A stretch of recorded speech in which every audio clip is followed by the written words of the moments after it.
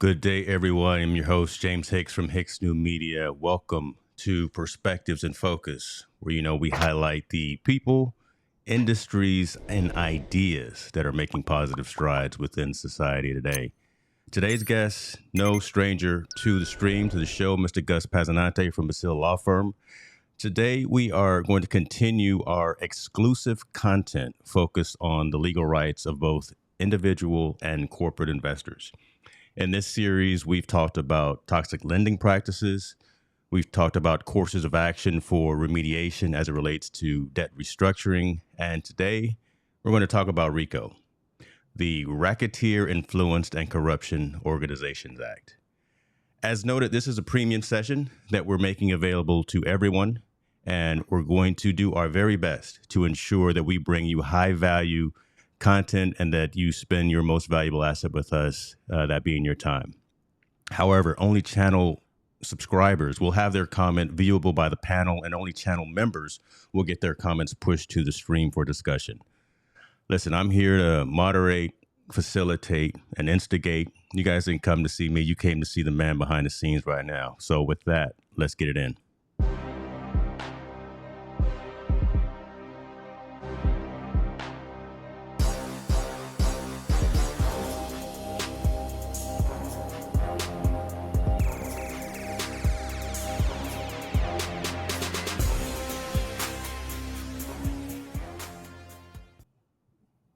Ladies and gentlemen, I should call him Dr.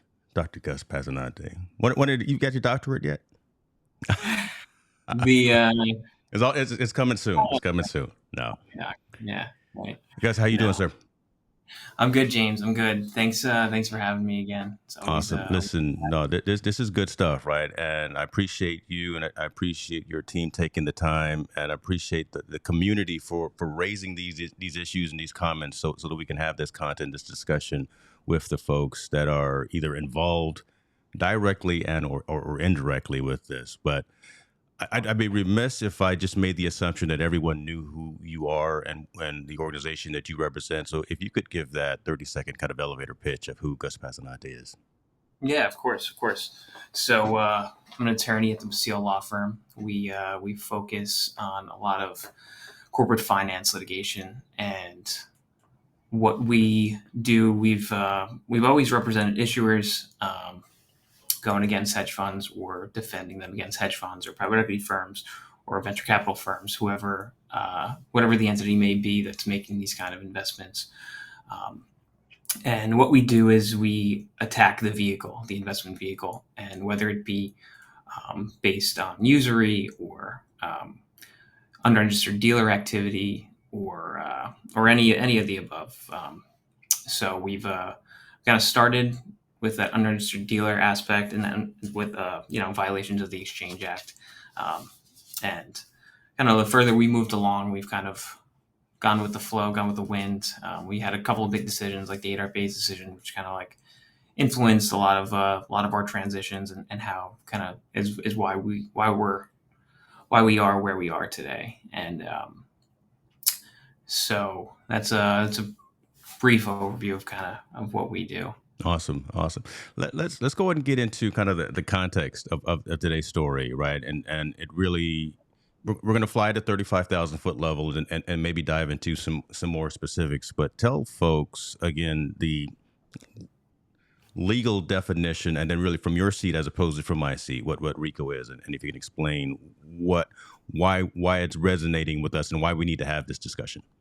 Yeah, yeah. So I remember your reaction to when we were talking about this a month ago, 2 months ago, when we were Yeah. kind of figure out what the next thing was, and it said RICO, and your kind of eyes popped out of your head. You're like, "What do you want, the mob?" And that's it's And again, obviously that's the common person, right? Again, that's the third person looking yeah, in. When we hear about it, we see it on the news. We see it on this TV back here is locked on CNBC. And if I hear RICO, I'm like, okay, what's going on? So yeah, let's get yeah, the yeah. experts to talk about it.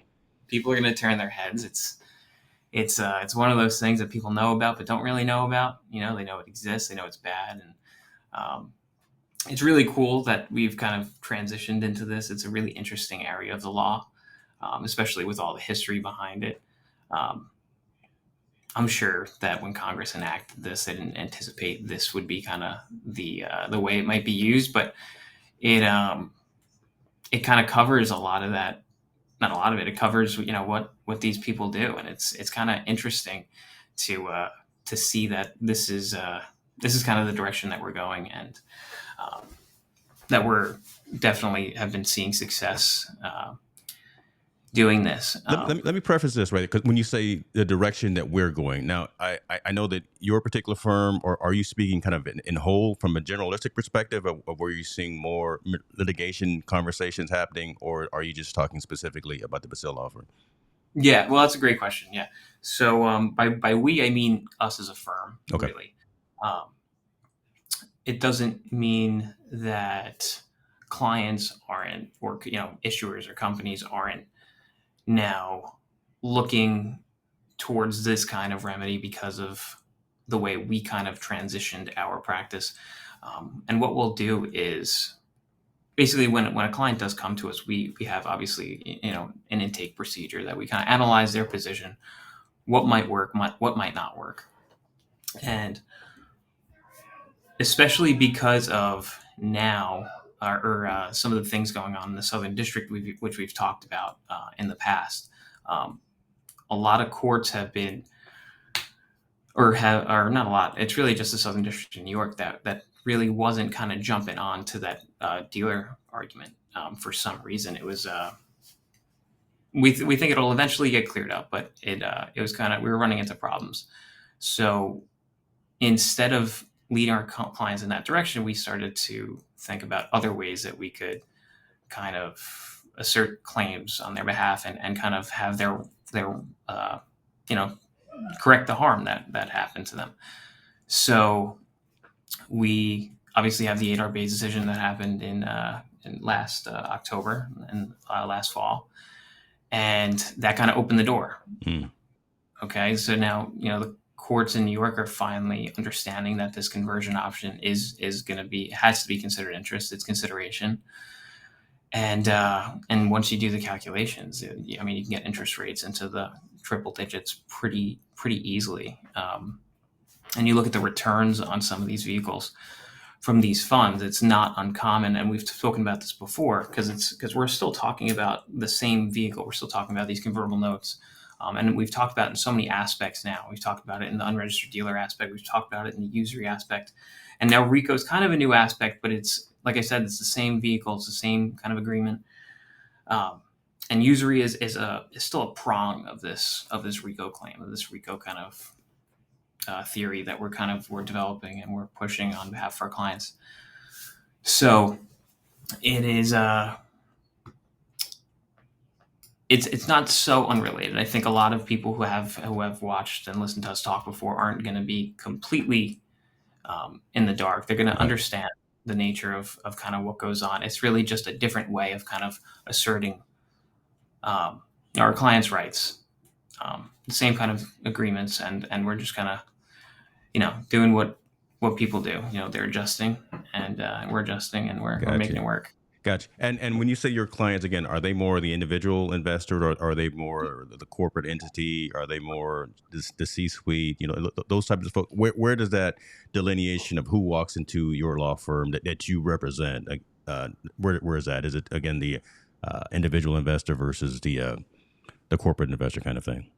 Yeah, good question. So we're still representing mostly issuers, so companies. So it'll be a company that gets into these agreements. It's truthfully not much has changed. What's changed is what's going on our papers, right? The same people are coming in, Okay. asking us for help, and basically just the way that we're helping them is changing a little bit depending on their position.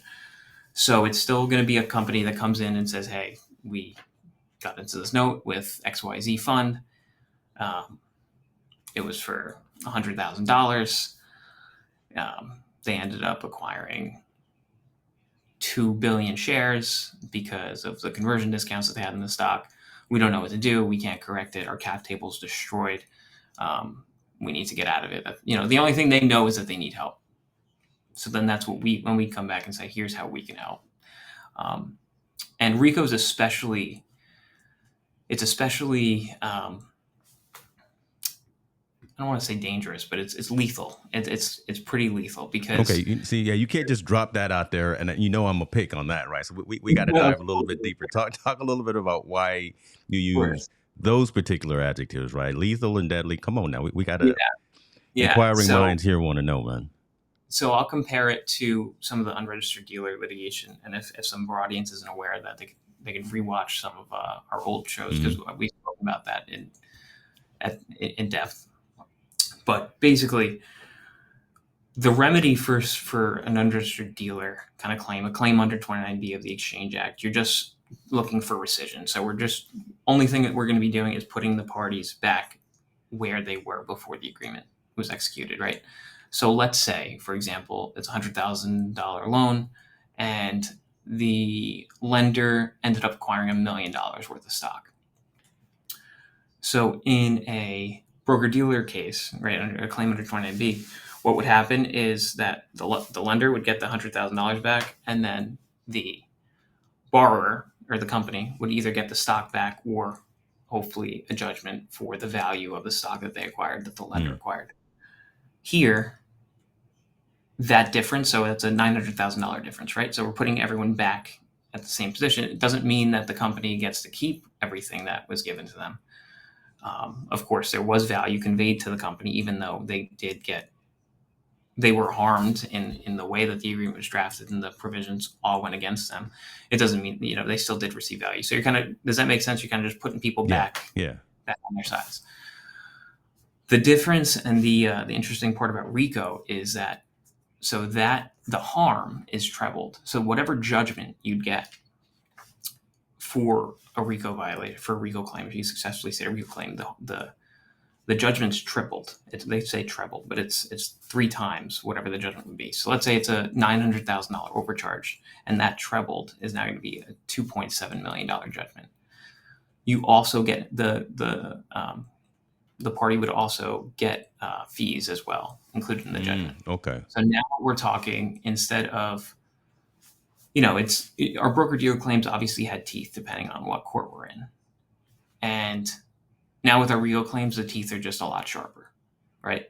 So now instead of potentially facing a judgment for just whatever they took, it's beyond what they took now, right? These lenders, it's well beyond what they took. It's 3 times what they took plus the fees plus the attorney's fees. Okay, because I do know from the penalties from a perspective of the RICO statute and act. What is it? 20 years or $25,000 in fines. But you're saying that's just kind of the start. There are other probably civil litigations and things that are surrounding this entire process that the person, the individual, the corporation, the C-suite, whomever that's charged in this could also be held accountable to as well. So that again, 20 years and $25,000 is just the tip of the iceberg for the most part. Okay, let me wow. backtrack a little bit because I might have overlooked this. Just kind of passed by this and didn't explain it. But so there's RICO is a criminal statute, right? It's a crime. That racketeering activity that's outlined in Section 1962 is a crime, but there is a civil aspect to it, and it does allow people to assert these claims civilly and recover money from it, right? So those years of jail time and things, that's the criminal aspect of it. So that's obviously not what we would touch. That would be up to the government to go and prosecute. But we hang our hats on the civil remedies that are available to private litigants because of the harm that was caused by these RICO acts, basically. Does that make sense? Yeah. Yeah. Okay. So let's talk about what you can talk about, the recent judgment that your firm had with, is it Adar Bays? Yeah. Okay. Yeah. I'd love to talk about that and then kind of go into some other conversation pieces, because I know there's that white paper that was written by some of your colleagues, and I'll bring that on screen and provide a link to that as well. But the title of that was how RICO and the Adar Bays decision can help microcaps recover losses caused by toxic lending. Talk a little bit about the impact of that ruling, and then why you felt the need to write that white paper. Yeah, absolutely. So what happened with Adar Bays is, like I was explaining a little bit before, but it finally made these agreements, or not made the agreements. It just properly interpreted the statute, because we always took the position that these were usurious, and we knew eventually that once we can get a court to understand and actually consider all of the things that they need to consider, because these are obviously extremely complicated agreements. It's very, very difficult to convey this information to judges. You'd be surprised some of the things that I've had to explain in court. That, I mean, I'm not going to say what I've had to explain in court, and I don't want to, talk badly about some judges, but it's very difficult to convey this information to even judges, even people that should have a lot of knowledge on the law and how these things work. So it took a really long time, because a lot of courts, I think it was over a dozen courts, just shot down. Mark took a lot of these cases. He kept on going. Like, Mark Wow. doesn't give up. He never stopped. So, but it's because he knew it made sense. It was just very difficult to get the right things in front of the right people for them to consider it. So the usury in New York, the laws in New York, any kind of consideration that is given to a lender is considered interest. Okay. By consideration, I mean money or goods or stock, which could be stock, or it could be an origination discount, some kind of withholding from the lender. So like I was trying to say before, it's not like anything. The law didn't change. The law has always been the law. It was just that we finally got courts to understand that this is value, this is consideration, and this is also, just like how it's always been since the 1800s, this is also consideration that needs to be considered in a usury calculation. Once the court finally opened the door, agreed, this is the Court of Appeals, this is the highest court, and overturns every single of these district court decisions that went the wrong way. Once they figured out, once they decided that, hey, this is interest, and it is something that needs to be considered, this conversion option needs to be considered interest, and then set some guidelines for litigants to understand how to prove the value of these conversion options, such as valuation formulas and things like that. It opens the door. Now we know that we could claim that these, or now we know that courts will agree with us, because we've always believed it, that these agreements could be usurious, which is great. The one issue that corporations run into in New York is that you can't affirmatively state a claim for usury as a corporation. You can only do it as an individual. Okay. So a corporation suffers as a victim of a usurious agreement. They have no rights. They have no rights to assert it as a. Hang on one second. They have no rights to assert it affirmatively. They can only use it as an affirmative defense. So essentially, what they would have to do is that they would have to default on the loan, get sued by the lender, and then raise it as an affirmative defense. Wow. What RICO offers, which is unique not unique, it's different from usury, is that they allow victims of usury to assert it affirmatively under RICO, because RICO has a prong that considers unlawful debt collection, which is collecting usurious interest, collecting usurious debt. Unlawful debt collection is actually a RICO Act, so it's you violate RICO by collecting unlawful debt. And there's definitions, and obviously kind of gets into the weeds with things like that, which I can get into if we have time. But so once the court kind of opened the door for that, and then we saw the window for RICO to kind of coincide with this new interpretation of the usury laws, we kind of put them together and then started trying to, assert those claims for our clients. Gotcha. And I appreciate you actually speaking the differentiation of what your firm does versus maybe someone down the street. I mean, there's value in that, of knowing the Passanantes and the Basiles and everyone. That's what you're going to get when you acquire the firm. So appreciate everyone coming also in with the questions. I knew my man, like King of Prussia, would come in with something. Appreciate you all for being here since he asked first. And listen, let's not assume, right? Again, let's start over. Let's backtrack a little bit, take a pause. Define RICO for someone who has no insight to any financial tech, to any investing, to anything. They're a fifth grader, right? What is the Racketeering Act? Yeah. So RICO, I think it was I think it came about in the 70s. The main purpose, like we were talking about before, was for the mob.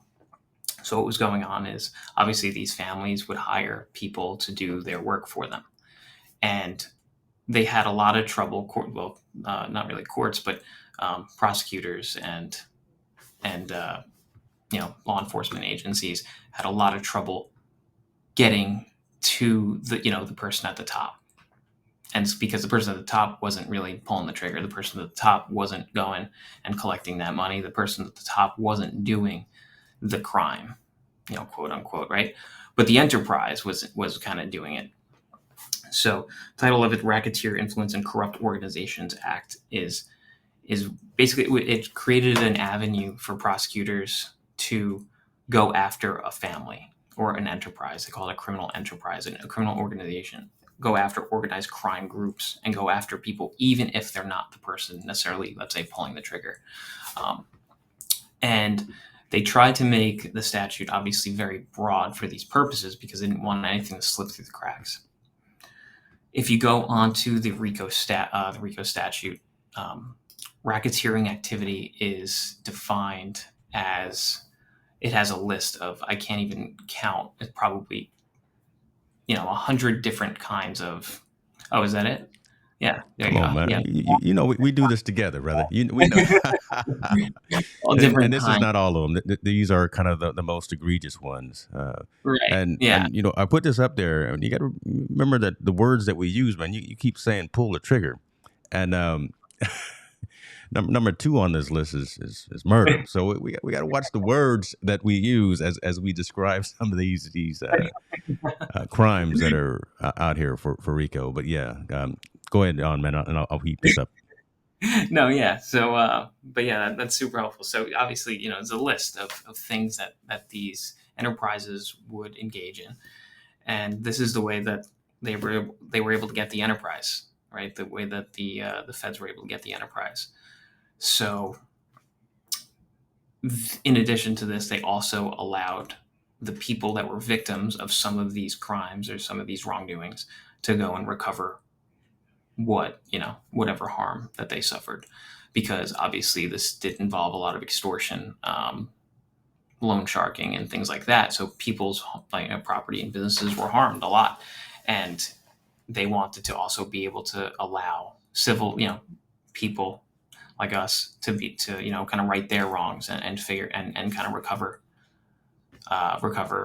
anything that they might have lost. And that's the civil aspect that we were talking about before, that kind of we're doing now and trying to kind of lead the way with. Awesome. Appreciate that. And I will actually put links to that list of crimes that are part of the RICO Act, and then kind of that definition as well from the Department of Justice website. Mr. Brian Walton is chiming in as well. Appreciate you for being here, sir. He says, does it help if your client wins the civil suit? Is discovery handed over to criminal prosecutors? That's a good question. It wouldn't be. I mean, I'm not a criminal attorney, so I don't want to talk too much about kind of how the prosecution works exactly.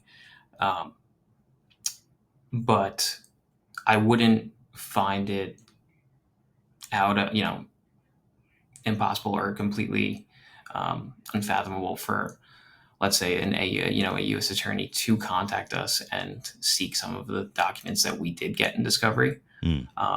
But it's probably not. A lot of times when civil litigants go through discovery, they do execute things, something called a protective order. So what we do with what we receive is generally pretty protected, and we generally aren't going to share that with anyone. But I mean, who knows? This is kind of something that if it comes down to, I think, government resource thing. If this is something that they want to prosecute and they feel like they should be, putting a stop to, and then they might do it, and they might kind of look at civil actions and see what's going on. Um, I'm not sure how common RICO is nowadays criminally. I know we were talking about, James, Yeah. those writers that were kind of in for it in Atlanta, but I'm not too sure how they would react. So that's That's a good interesting because you almost wonder if it was established back in the early '70s. There were some dealings that had to be addressed, and now still some of the precedents of how to properly litigate, properly have the discussions around RICO.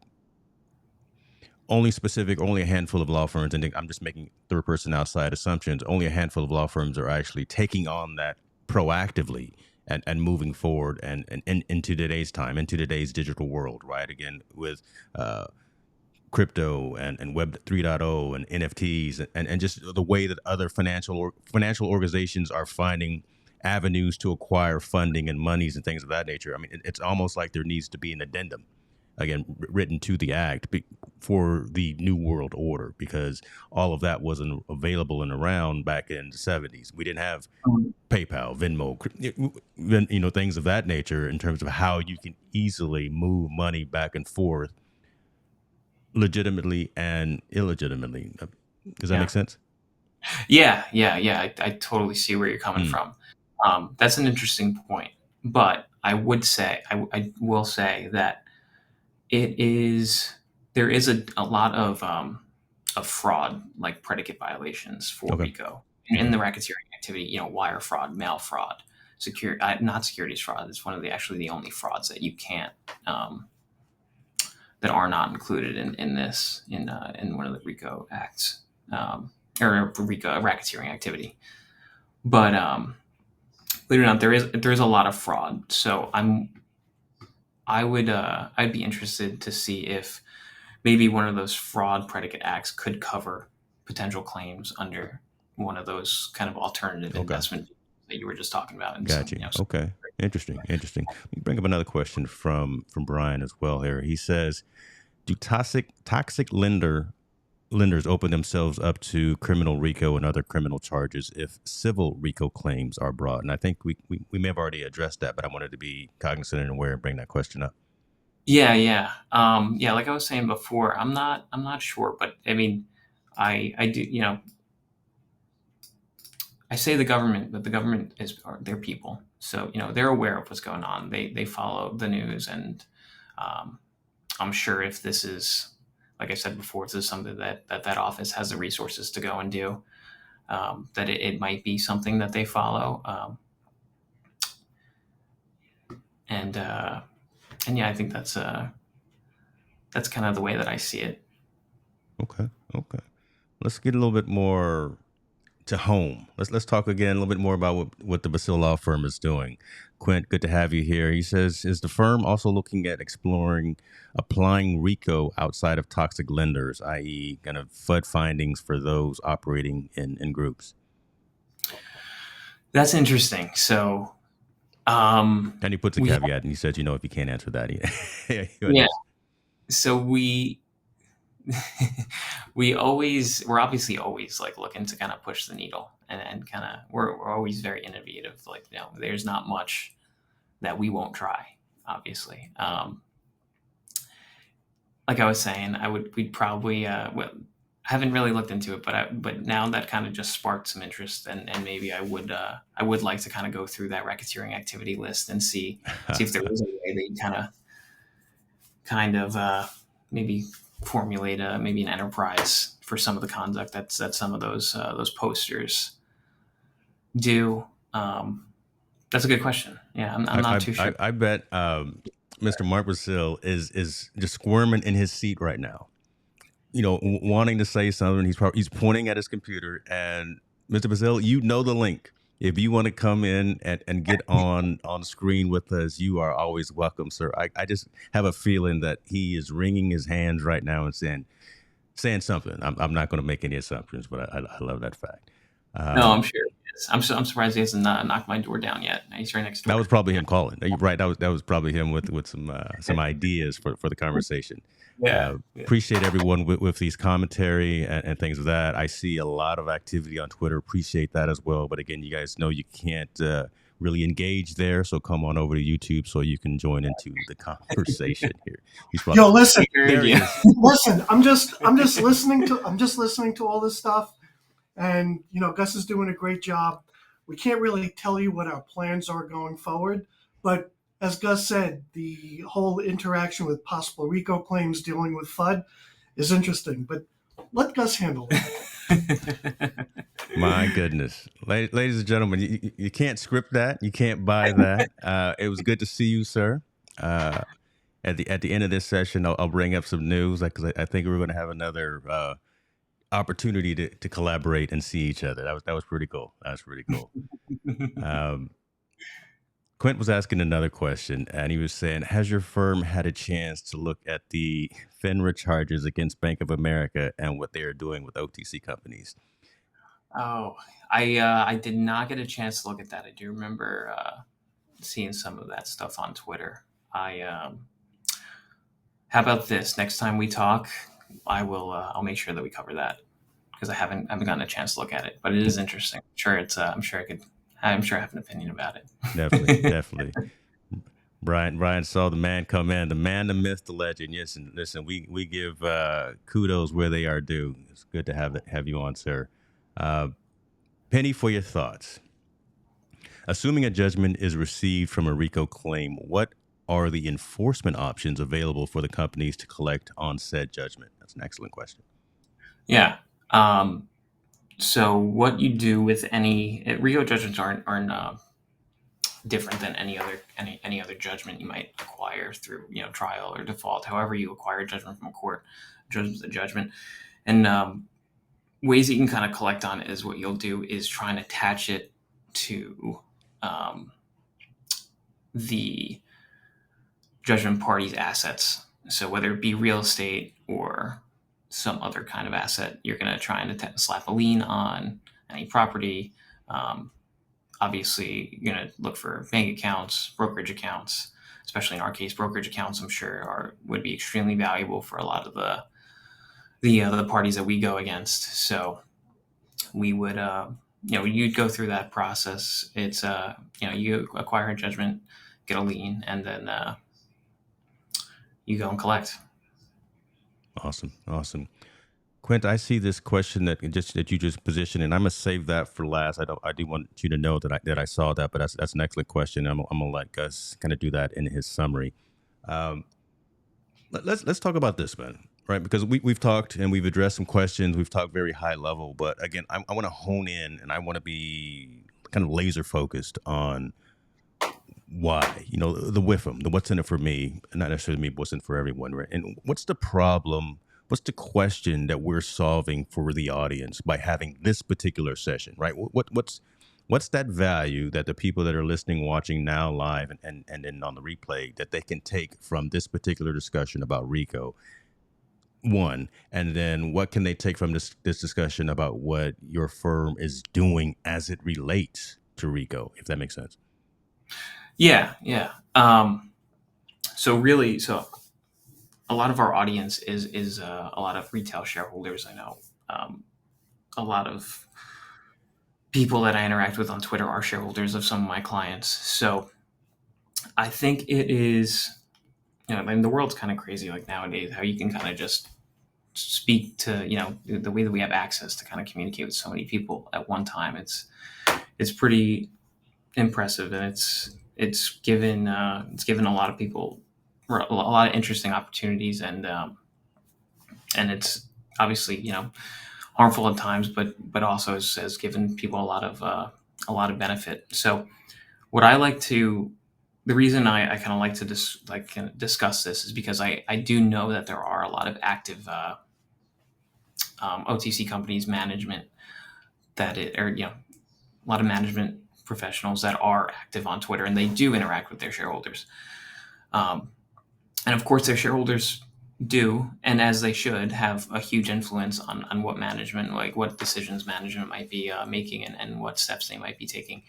So what I try and emphasize when we talk is the benefits to a company, which could be one of my potential clients, and hopefully that these shareholders will kind of emphasize that to their CEOs and say, here are the steps I think that we should be making, and kind of be able to have a voice, have a say in the company that they own. They own this company. They should have a say in kind of the direction that they go. So, RICO specifically, this is something that is a no brainer. If you know that one of the companies that you're investing in suffered from a convertible note and the lender converted out of the note, there is no reason that a CEO should avoid going after that lender or going after the stock that was acquired for all the damage that it caused. And we're pretty confident that this is going to be one of the best courses of action for companies, for a lot of our clients moving forward, especially with, obviously, because of the success we've seen from 8R Bays, and not only the success we've seen from 8R Bays, we've seen a lot of success for RICO claims in the Southern District as of late for other like kind of alternative financing agreements called merchant cash advances, which I think we may have touched on very, very briefly at one point when we've spoken, but we've been seeing a lot of success for merchants based on those agreements. And I know there's no way of us knowing, from the outside looking in, what's going on. But when you see a lawsuit, a complaint filed, motion to dismiss filed shortly after that, and then the judge denies that motion to dismiss, and which means that these parties are going to be able to go and figure out, go through discovery and prove their claims. And then there's right after that, there's a dismissal filed. That there was obviously considerations on both sides, like, hey, maybe we should get rid of this now.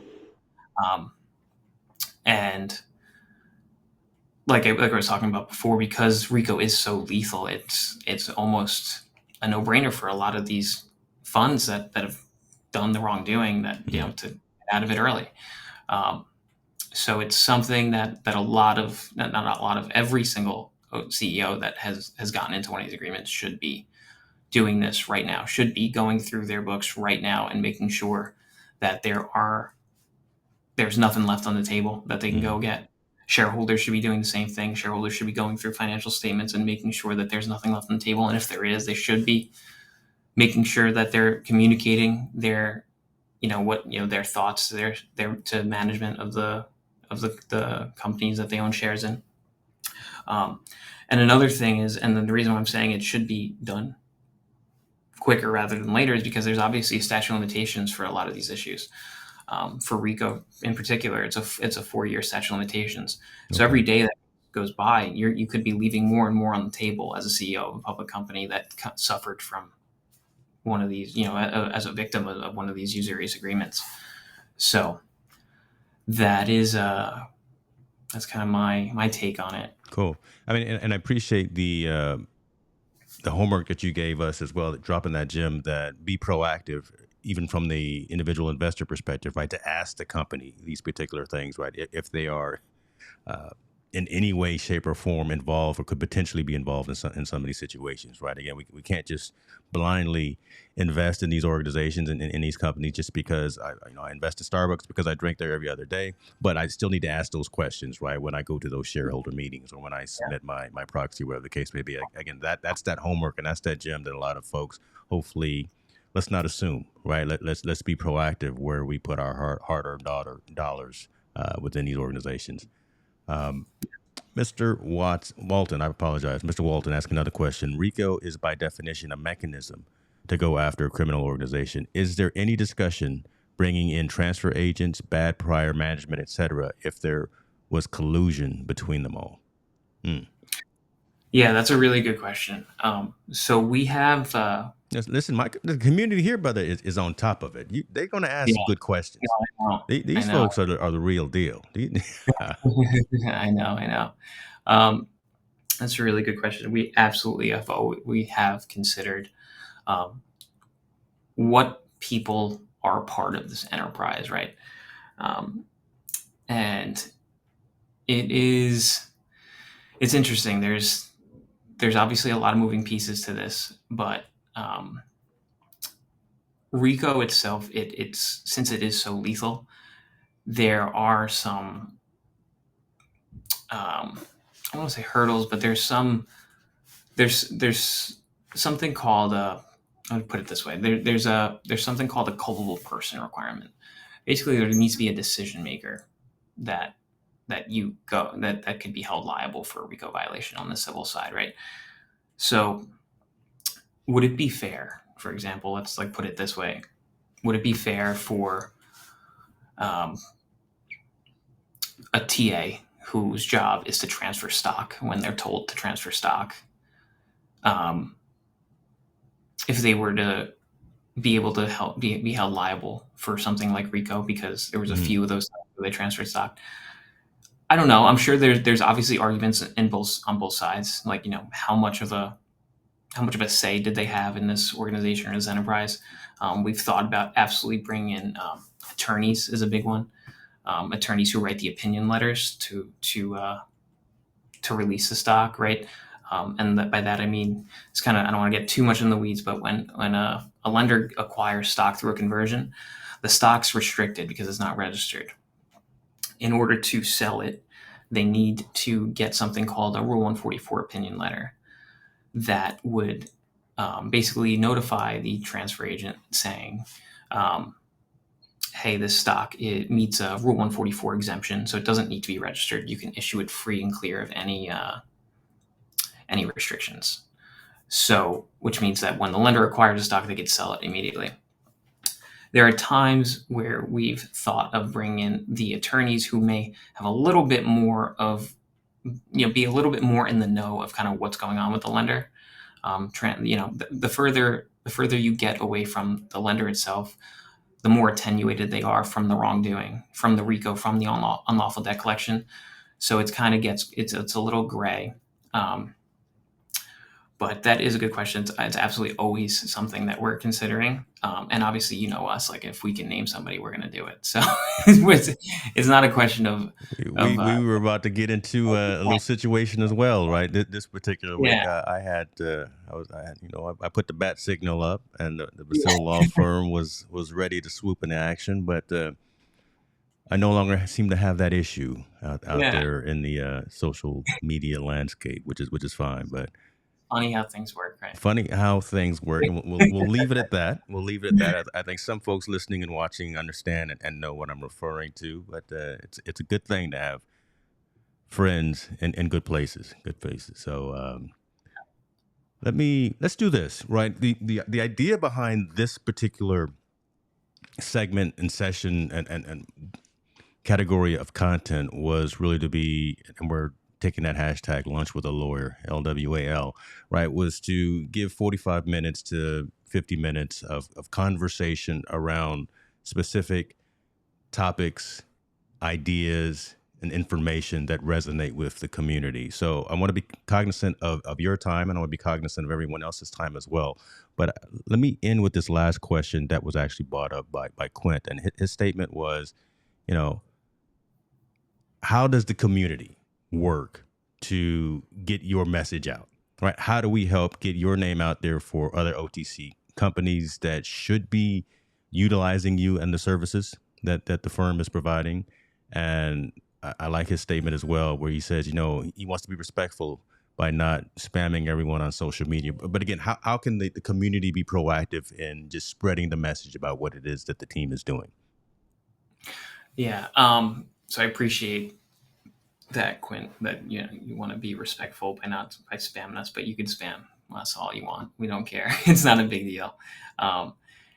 We really do enjoy, not only of Twitter as a platform for our marketing purposes, but like we do enjoy engaging with followers. It is something that is, especially for Mark as an ex-CEO of a company, is something that he's always kind of talking about and kind of just kind of trying to wrap his head around, like, isn't it incredible how a CEO could just kind of tweet to all the shareholders, or how we could just talk to all of these people. And I kind of talked about it before. I don't want to sound like a broken record, but it's like,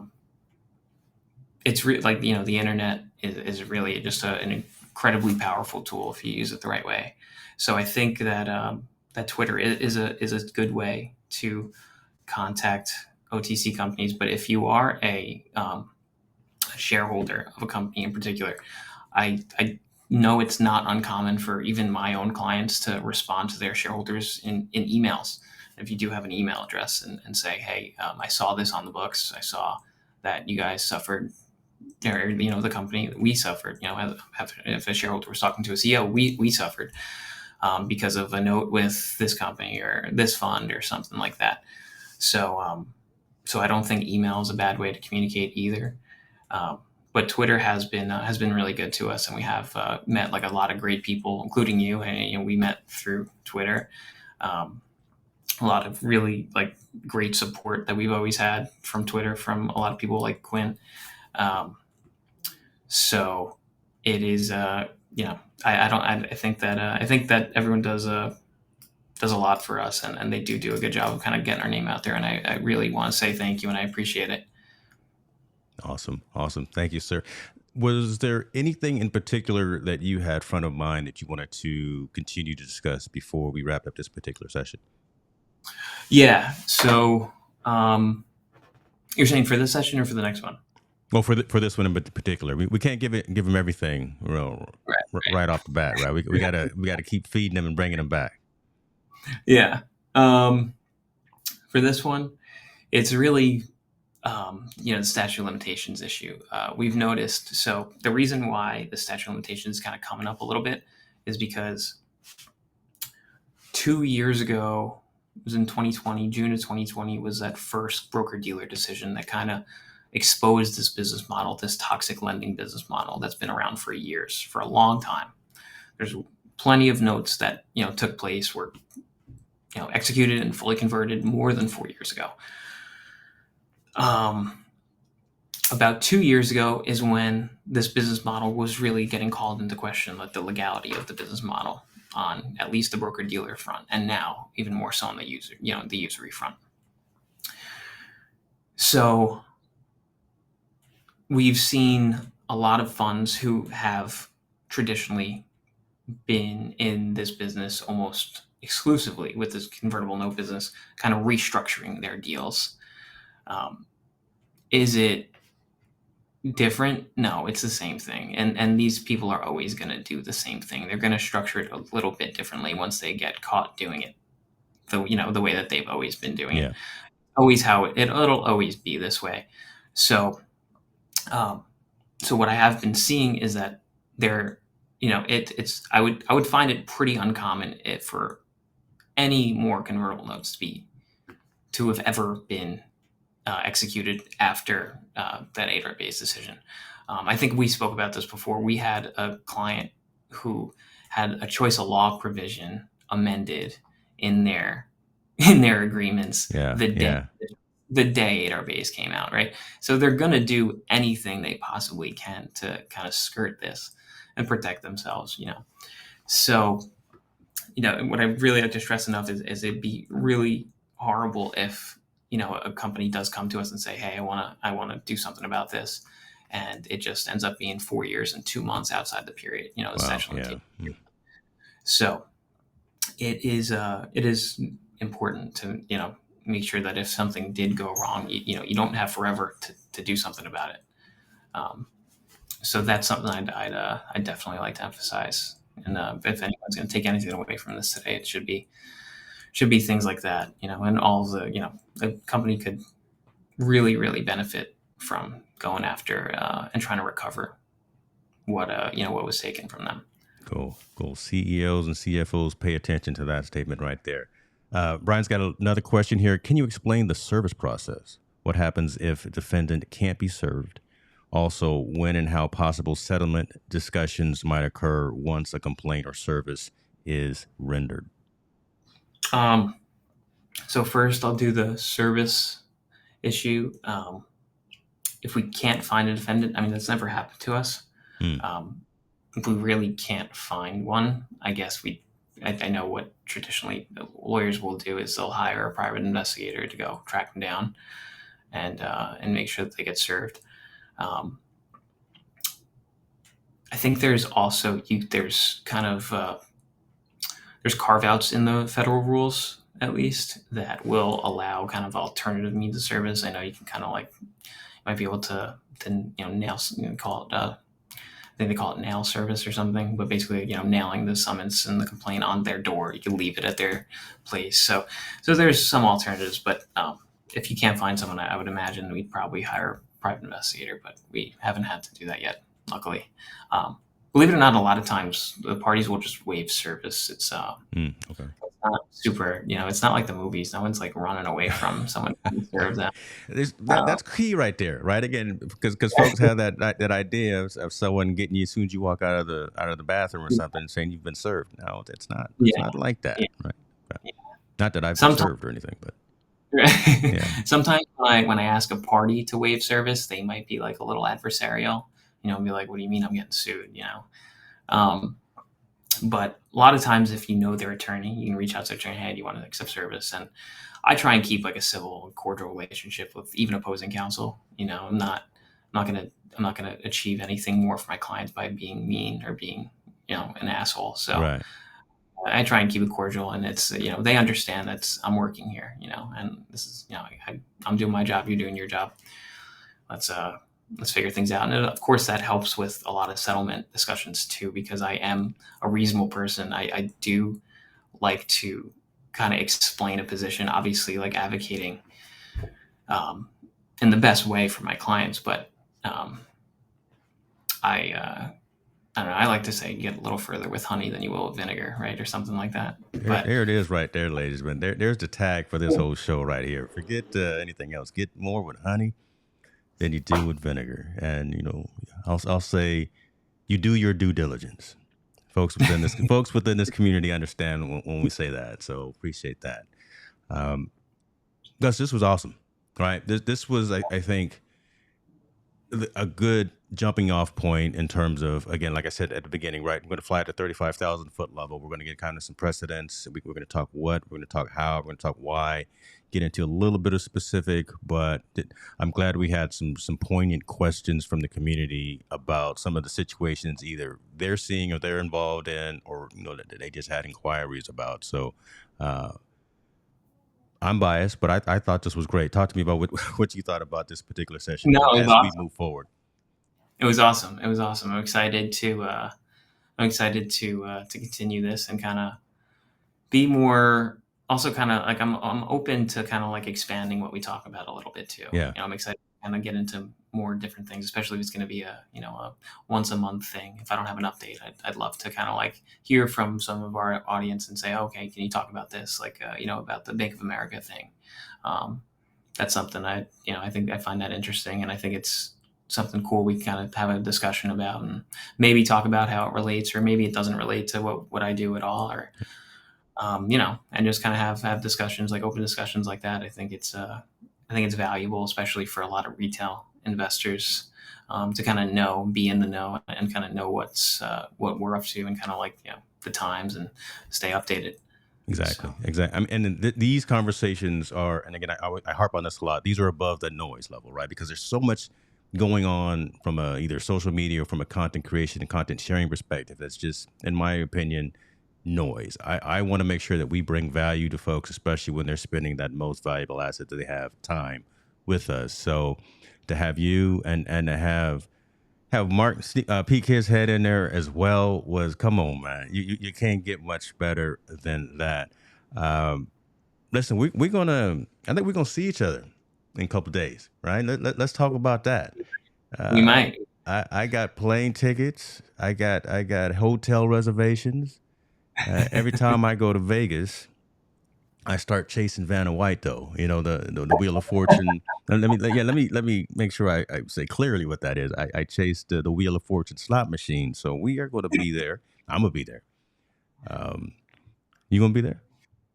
We might be there. We might be okay. We're gonna be there, supporting the Dark Pulse shareholders meeting and session.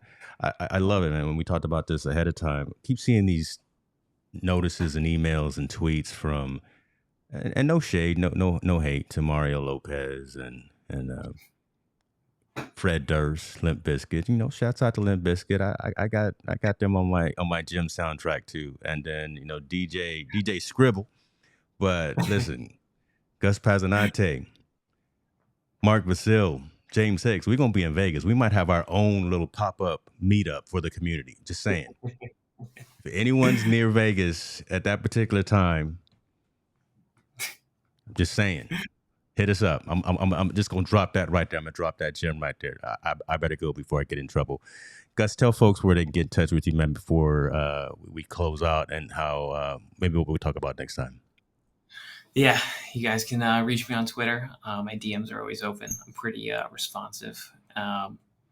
Shoot me an email. Email's in my Twitter bio as well. It's Gus at the Basile Law Firm. You want to give me a call. It's 516-455-1500. Just got to ask for me. I will pick up if I feel like talking, and I won't if I don't. So this guy gave his phone number out. I don't even do that. Okay. It's not direct. So. All right.